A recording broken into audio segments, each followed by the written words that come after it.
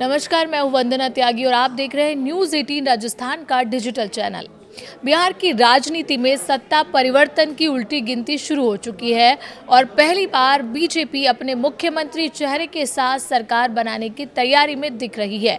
आने वाली 2 तारीखें इस राजनीतिक बदलाव की धुरी बन गई हैं।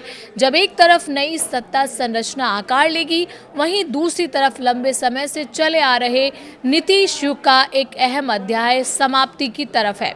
बिहार में सत्ता परिवर्तन की उल्टी गिनती के बीच एनडीए खेमे से बैठकों का दौर तेज हो गया है। पूरी प्रक्रिया लगभग तय टाइमलाइन के अनुसार आगे बढ़ रही है। पहली बार बीजेपी अपने मुख्यमंत्री चेहरे के साथ सत्ता संभालने की तैयारी में है। एनडीए के घटक दलों की बैठकों का दौर तेज है और तारीखें लगभग तय हैं। इस बीच बीजेपी के केंद्रीय संसदीय बोर्ड ने पूर्व मध्य प्रदेश मुख्यमंत्री और केंद्र सरकार में कृषि एवं ग्रामीण विकास मंत्री शिवराज सिंह चौहान को बिहार बीजेपी विधायक दल का नेता चुनने के लिए केंद्रीय पर्यवेक्षक नियुक्त किया है। बीजेपी के राष्ट्रीय महासचिव अरुण सिंह ने इसका आधिकारिक पत्र जारी किया। अब सबकी नजरें इस पूरी कवायद की प्रक्रिया और टाइमलाइन पर टिकी हुई है।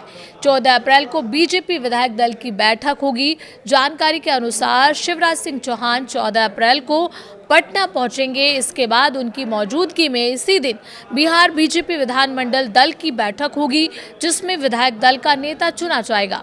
माना जा रहा है कि यही नाम आगे चलकर मुख्यमंत्री के रूप में सामने आएगा। बता दें कि बीजेपी पहली बार बिहार में अपना सीएम बनाने की स्थिति में दिख रही है। ऐसे में इस बैठक पर पूरे देश की नजर होगी। एनडीए की साझा बैठक में नए सीएम का ऐलान होगा। बीजेपी के साथ ही एनडीए के घटक दल जदयू, लोजपा, हम और रालोमो भी 14 अप्रैल को अपने अपने विधायक दल की अलग बैठकों में नेता चुनेंगे। इसके बाद एनडीए विधानमंडल दल की साझा बैठक में नए मुख्यमंत्री के नाम का औपचारिक ऐलान किया जाएगा। सूत्रों के अनुसार 14 अप्रैल की शाम को ही एनडीए विधायक दल के नए नेता राज्यपाल से मिलकर सरकार बनाने का दावा पेश करेंगे। नई सरकार का शपथ ग्रहण 15 अप्रैल को लोक भवन में होने की संभावना जताई जा रही है। बापू सभागार को भी कार्यक्रम के मद्देनजर खाली रखा गया है। जानकारी के मुताबिक 15 अप्रैल को मुख्यमंत्री और उप मुख्यमंत्री के साथ कुछ वरिष्ठ मंत्रियों को ही शपथ दिलाई जाएगी। बाकी मंत्रियों का शपथ ग्रहण कुछ दिन बाद कैबिनेट विस्तार के साथ होगा। शपथ ग्रहण समारोह में गृह मंत्री अमित शाह और पार्टी अध्यक्ष नितिन नबीन की मौजूदगी की चर्चा है। नीतीश सरकार की अंतिम कैबिनेट बैठक मंगलवार को होगी। उधर मौजूदा मुख्यमंत्री नीतीश कुमार अपनी सरकार को विदाई औपचारिकताओं को समेटने में जुटे हैं।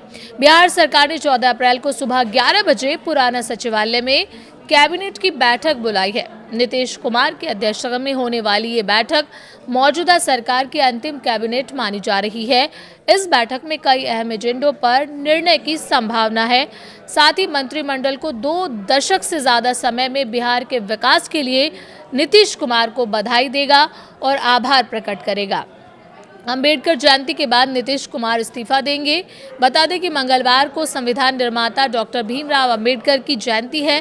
कार्यक्रम के तहत नीतीश कुमार पहले उनकी प्रतिमा पर माल्यार्पण करेंगे, फिर कैबिनेट बैठक में शामिल होंगे।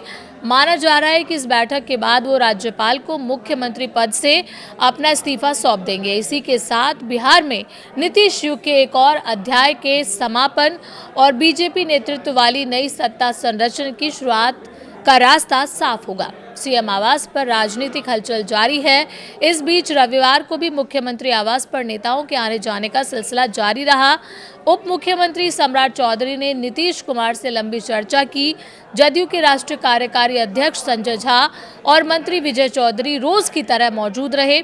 दोपहर बाद जदयू के नेता श्रवण कुमार, लेसी सिंह, मदन साहनी, जमी खान आदि भी सीएम आवास पहुंचे। राजनीतिक गलियारों में इन मुलाकातों को सत्ता हस्तांतरण के रूप में और भविष्य की भूमिका तय करने के तौर पर देखा जा रहा है।